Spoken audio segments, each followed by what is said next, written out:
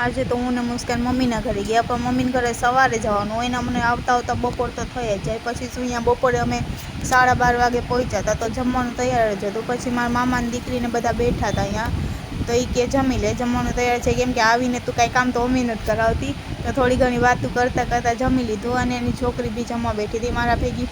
હજી તો જમીને અમે ઊભા ના થયા હતા, તો નાજીનો ફોન આવી ગયો કે ઇકબાલભાઈ છે ને કે એને સ્કૂલની રિક્ષા હતી, તો છોકરાઓને મૂકીને એ લોકો રિટર્ન થતા હતા, તો તું નહીં કે મુસ્કાન એના ભેગા હાલ્યા આવો ઘરે, તો તમારે હાલીને અહીંયાથી આવવું નહીં સ્ટેશન લગીને. પછી ઇકબાલભાઈ આવી ગયા હતા અમને તેડવા. ત્યાંથી ઇકબાલભાઈ અમને મૂકીને વયા ગયા એના ઘરે જમવા. અને આવીને તો ડાયરેક્ટ જો મુસ્કાનને શું જોઈ, મુસ્કાન આવીને ડાયરેક્ટ મીંદડી ભેગું રમ્યું, જરાક વાર રમી કરીને પછી તો એ સૂઈ ગઈ હતી. કેમ કે બપોરના આવતા આવતા અમને 2 થી 3 વાગી ગયા હતા ઘરે આવવામાં. તો વિડીયોને લાઇક શેર કમેન્ટ જરૂરથી કરજો, અને મળીએ હવે નવા વિડીયોમાં નવી વાતો સાથે.